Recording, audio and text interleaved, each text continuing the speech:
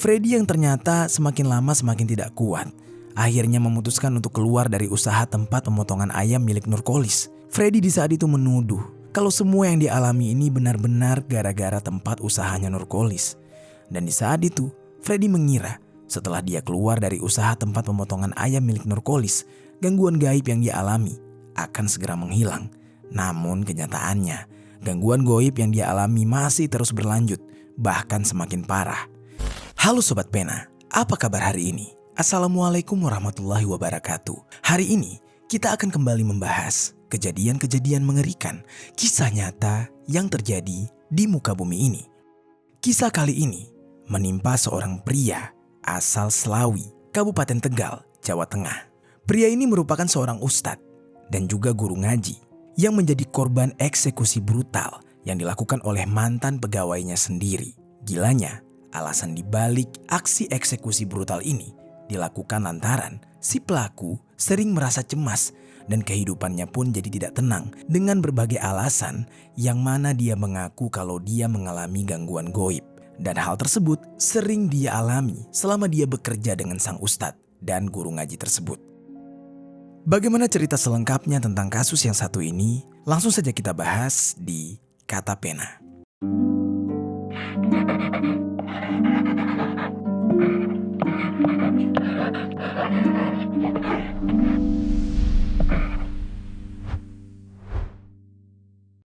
Pemirsa, seorang ustadz dan juga mantan pengusaha ayam potong di Slawi, Tegal menjadi korban di rumahnya di komplek Cergomas. Mendapatkan bisikan gaib menjadi alasan pelaku tega korban.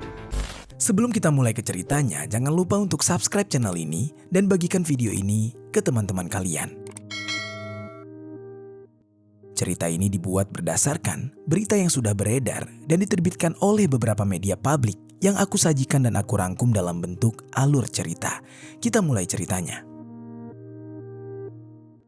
Jadi sobat, ada seorang pria yang bernama Freddy Risdianto. Dia sering dipanggil dengan nama Freddy. Freddy ini merupakan pria berumur 33 tahun dan belum menikah. Dia tinggal di desa Trayeman, Kecamatan Slawi, Kabupaten Tegal. Untuk menyambung hidupnya dan mencukupi kebutuhan sehari-hari, Freddy ini bekerja di sebuah usaha tempat pemotongan ayam yang ada di Pasar Trayeman, Slawi. Tempat usaha tersebut dimiliki oleh seorang pria yang bernama Nurkolis yang berusia 45 tahun. Nurkolis ini bukan hanya seorang pengusaha, tetapi juga dia dikenal sebagai seorang ustadz dan juga guru ngaji yang cukup disegani oleh warga di lingkungan sekitarnya. Freddy ini sudah bekerja kurang lebih selama 1 tahun lamanya di usaha tempat pemotongan ayam tersebut. Namun, meskipun Freddy sudah bekerja cukup lama untuk Nurkolis dan sering sekali berkomunikasi dengannya, ternyata interaksi antara Freddy dengan Nurkolis sebenarnya cukup terbatas. Freddy ternyata tidak pernah menjadi murid dari Nurkolis ataupun dia terlibat di dalam kegiatan pengajian yang rutin diadakan oleh Nurkolis. Hubungan mereka berdua hanyalah bersifat profesional dan terbatas pada urusan pekerjaan semata. Namun meskipun begitu, ada satu kesempatan di mana Freddy pernah hadir di dalam sebuah acara pengajian yang ternyata diisi oleh Nurkolis. Namun entah kapan itu tepatnya.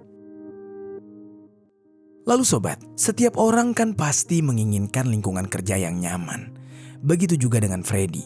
Namun malangnya, ternyata selama kurang lebih 1 tahun dia bekerja bersama Nurkolis, Freddy justru merasakan keanehan yang sulit untuk dia jelaskan dengan logika dan akal sehatnya. Freddy bukannya mendapatkan perlakuan yang tidak baik dari Nurkolis, tetapi melainkan Freddy ini sering merasa mendapatkan gangguan gaib. Hal-hal aneh dan mengganjal terus-menerus menghantui dia, membuat dia merasa tidak nyaman dan terganggu selama dia bekerja dengan Nurkolis. Namun meskipun begitu, dia sering sekali berusaha untuk tenang dan mengenyampingkan hal-hal yang mengganggunya tersebut dan berusaha untuk bertahan demi memenuhi kebutuhan hidupnya sehari-hari. Namun sobat, gangguan gaib itu entah kenapa tidak pernah bisa mereda. Yang ada, gangguan gaib tersebut justru selalu muncul dan intens mengganggunya. Freddy bahkan kerap sekali mendapatkan bisikan-bisikan yang entah dari mana datangnya. Dan setiap bisikan tersebut muncul, Bulu kuduknya selalu merinding, seolah-olah ada sesuatu yang tidak kasat mata yang selalu mengawasi Freddy. Perasaan tidak nyaman ini kian hari semakin kian terasa menguat. Hingga akhirnya Freddy sampai pada titik di mana dia merasa dirinya selalu berada dalam keadaan waspada dan gelisah. Tidak diketahui dengan pasti bagaimana persisnya bisikan-bisikan yang menghantui Freddy. Tapi yang jelas, bisikan-bisikan tersebut sangat mengganggu dia hingga membuatnya seperti orang gila. Meskipun sudah berkali-kali menyangkal, gangguan gaib itu terus-menerus mengganggu akal sehatnya. Bahkan, bukan hanya bisikan-bisikan gaib saja, Freddy juga sering merasakan tubuhnya terasa seperti lemas saat bekerja. Terkadang juga muncul gejala gatal-gatal serta mendapatkan gangguan gaib lainnya yang membuat hidupnya benar-benar jauh dari kata tenang. Freddy yang di saat itu gelisah dengan gangguan-gangguan gaib tersebut yang mulai menghantui dia setiap hari, akhirnya memutuskan untuk menceritakan kondisinya ini kepada rekan-rekan kerjanya. Freddy juga sempat menanyakan apakah rekan-rekan kerjanya juga mendapatkan gangguan yang sama. Freddy di saat itu berkata kurang lebih seperti ini kepada para rekan kerjanya. Aku kok ngerasa kayak ada hal yang aneh ya, yang ngeganggu gitu. Sering banget kayak ada bisikan-bisikan aneh di telingaku. Badanku juga jadi lemas, gatal-gatal juga terkadang. Kayaknya ada yang gak beres nih di sini. Kalian ngerasa kayak aku juga gak sih? Tanya Freddy terhadap teman-temannya yang lain. Namun anehnya tidak ada satupun dari teman-teman kerjanya tersebut yang mengalami gangguan yang sama seperti yang dia alami. Teman-temannya justru di saat itu merasa bingung dan akhirnya menjawab pertanyaan Freddy kurang lebih seperti ini. Nggak ada biasa aja kok, nggak ada yang aneh. Kayaknya tempat ini aman-aman aja. Dan di saat itu, teman-temannya merasa aneh. Apa yang diucapkan oleh Freddy seolah-olah seperti hayalan. Dan Freddy pun yang di saat itu mendengar ucapan dari teman-temannya, jadi berasumsi sendiri dan menduga bahwa gangguan gaib yang dia alami ini mungkin saja karena ulah bosnya sendiri yaitu Nurkolis. Apalagi gangguan ini kerap sekali muncul pada saat Freddy ingin keluar dari pekerjaannya, yaitu di tempat pemotongan ayam milik Nurkolis. Dia menganggap seolah-olah ini adalah sebuah kutukan yang dikirim oleh Nurkolis agar membuat Freddy tidak keluar dari tempat usahanya Nurkolis. Rasa curiga tersebut membuat dia menjadi benci terhadap Nurkolis. Lalu singkat cerita, Freddy yang ternyata semakin lama semakin tidak kuat, akhirnya memutuskan untuk keluar dari usaha tempat pemotongan ayam milik Nurkolis. Freddy di saat itu menuduh kalau semua yang dialami ini benar-benar gara-gara tempat usahanya Nurkolis. Dan di saat itu, Freddy mengira setelah dia keluar dari usaha tempat pemotongan ayam milik Nurkolis, gangguan gaib yang dia alami akan segera menghilang. Namun kenyataannya, gangguan gaib yang dia alami masih terus berlanjut, bahkan semakin parah. Setiap harinya, Freddy merasa semakin cemas dan tidak tenang.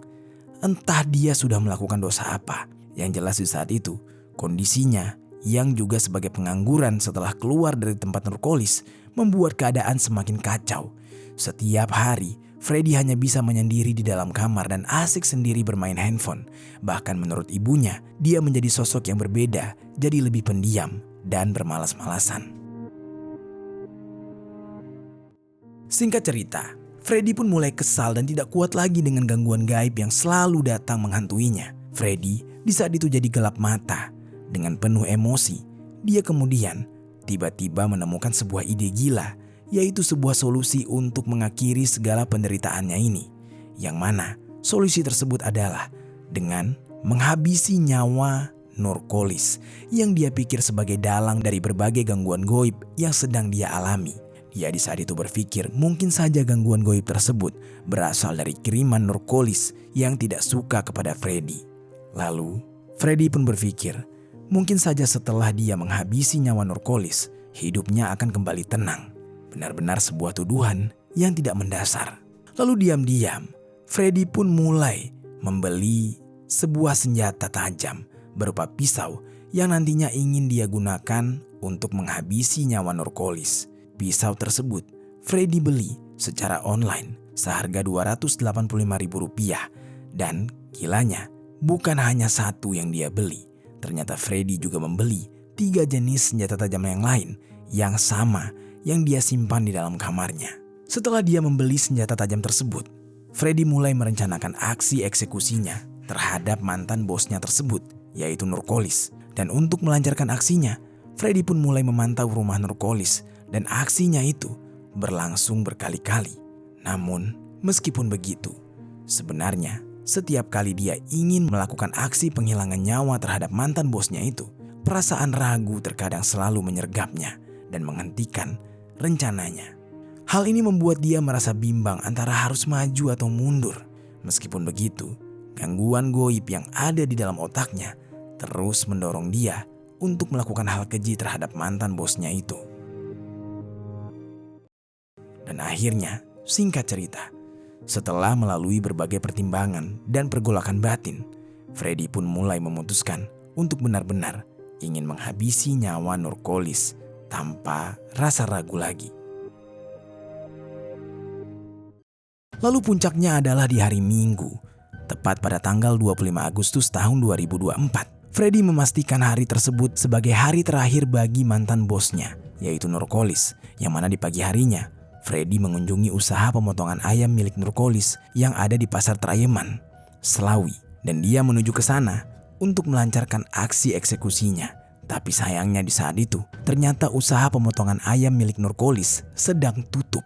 Melihat kenyataan tersebut, Freddy pun akhirnya memutuskan untuk pergi ke rumah Nurkolis yang tepatnya berada di Dukuh Cergomas, Kelurahan Pakembaran, Kabupaten Tegal.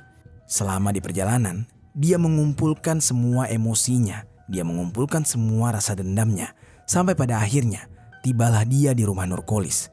Dan kehadiran Freddy di saat itu sempat disambut oleh istri Nurkolis yang bernama Aminah. Pada saat itu, tidak ada rasa curiga sedikit pun dari kedatangan Freddy ini, karena Aminah menganggap kedatangan Freddy yang mencari Nurkolis di saat itu hanya bertujuan untuk bersilaturahmi saja. Apalagi Freddy adalah mantan karyawan dari suaminya. Namun di saat itu, Freddy justru tidak bisa menemui Nurkolis karena ternyata Nurkolis sedang tidur. Dan oleh karena itu, Freddy memutuskan untuk pulang dan mengatakan pada Aminah bahwa dia akan kembali lagi untuk menemui Nurkolis.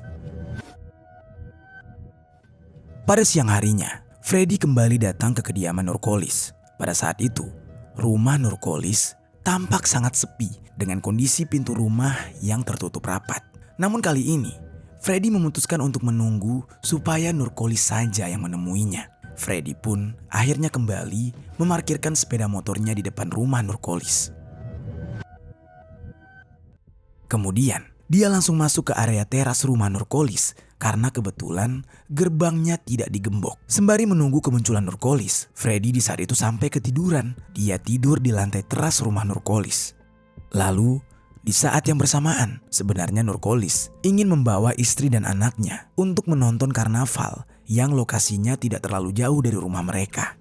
Pada saat itu, tepat di pukul 15.30, Nurkolis yang baru saja keluar rumah tiba-tiba melihat Freddy sedang tiduran di teras rumahnya. Saat itu Nurkolis sebenarnya sangat bingung apa maksud kedatangan Freddy ke rumahnya dan sambil tiduran seperti itu. Lalu Nurkolis pun langsung menyalakan motornya dengan harapan Freddy akan terbangun dan dia ingin menanyakan kepada Freddy apa maksud kedatangannya ke sana. Di saat itu, Aminah, istri dari Nurkolis, posisinya masih di dalam rumah. Namun dia sudah siap dengan membawa helm di tangannya. Sedangkan anak-anak mereka itu berada persis di belakang Nurkolis, tetapi juga belum sempat keluar rumah. Anak Nurkolis yang nomor 2 yang diketahui bernama Idan sempat mengintip keluar melalui jendela sebelum akhirnya dia ikut keluar menyusul ayahnya bersama dengan adiknya.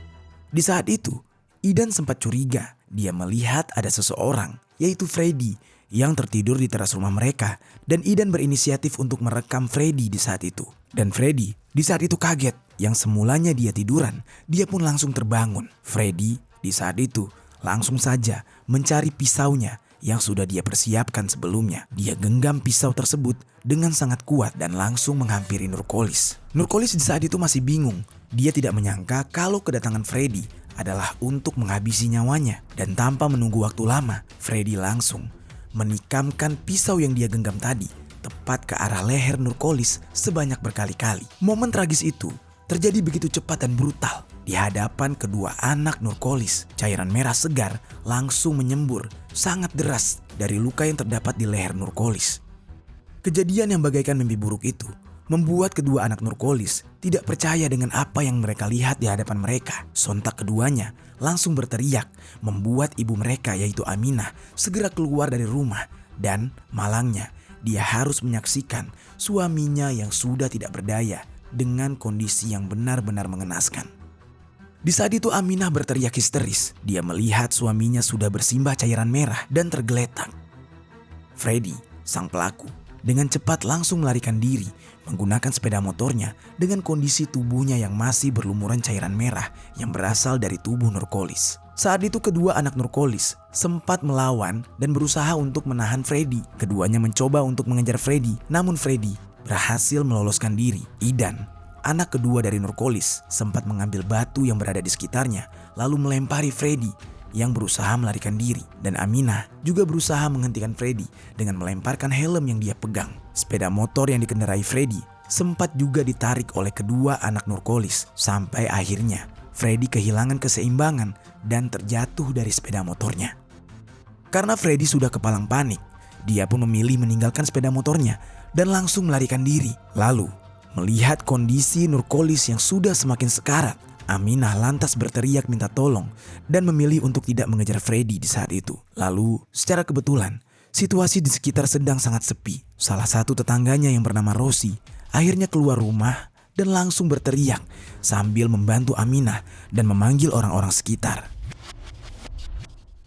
Singkat cerita, Nurkolis pun akhirnya langsung dibantu beramai-ramai untuk dibawa ke rumah sakit. Nurkolis di saat itu dibawa ke RSUD Dr. Suselo Slawi. Namun naasnya, ketika sampai di rumah sakit, nyawanya sudah tidak dapat tertolong dan dokter menyatakan bahwa Nurkolis sudah meninggal dunia. Bagaikan tersambar petir, keluarga Nurkolis di saat itu tidak bisa percaya bahwa mereka harus kehilangan Nurkolis dengan cara yang benar-benar mengerikan dan secara tiba-tiba.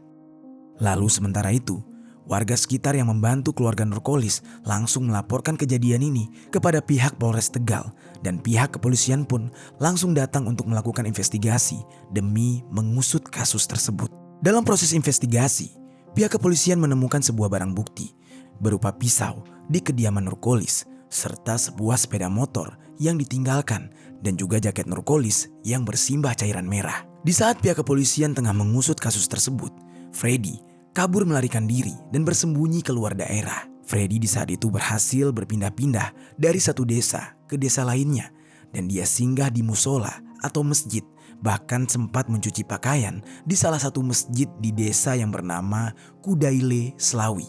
Lalu akhirnya dia pun berencana untuk kabur ke tempat tujuan yang lain, yaitu Kabupaten Batang. Singkat cerita, setelah 2 hari dalam pelariannya, Freddy akhirnya berhasil diringkus oleh tim Satreskrim Polres Tegal sebelum dia berhasil mencapai Kabupaten Batang.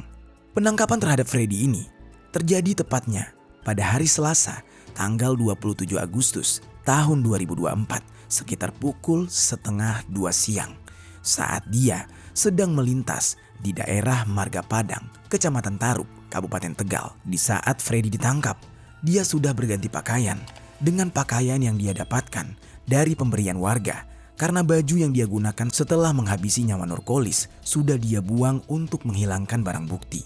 Saat ditangkap pun, Freddy dalam kondisi sedang mengemis. Dia sedang meminta-minta uang kepada warga sekitar, yang mana uang tersebut nantinya akan dia gunakan untuk kabur ke daerah Batang. Namun malang nasibnya, Freddy terlebih dahulu diamankan oleh pihak kepolisian dan langsung dibawa ke Polres Tegal untuk dilakukan pemeriksaan lebih lanjut.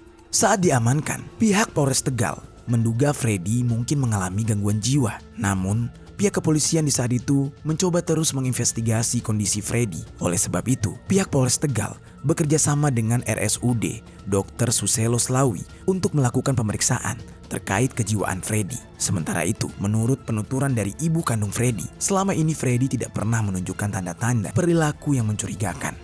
Hanya saja, Freddy memang suka berdiam diri di kamar dan hanya bermain handphone.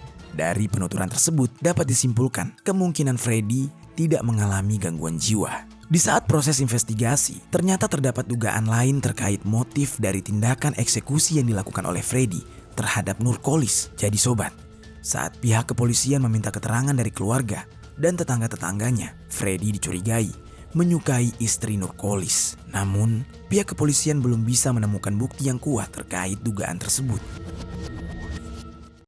Setelah diselidiki dan dimintai keterangan, Freddy di saat itu membantah mengenai dugaan kalau dia menyukai istri Nurkolis. Di saat itu dia mengatakan dia memang merasa kagum dengan dandanan istri Nurkolis. Namun hal itu tidak menjadi pemicu utama mengapa dia menghabisi nyawa Nurkolis. Freddy di saat itu mengatakan kalau dia menghabisi nyawa Nurkolis karena terpengaruh oleh bisikan-bisikan goib yang entah dari mana datangnya. Dan atas keterangan dari Freddy ini, pihak kepolisian tidak bisa menerima keterangan tersebut karena tidak masuk akal. Benar-benar sebuah perbuatan yang tidak dapat diterima.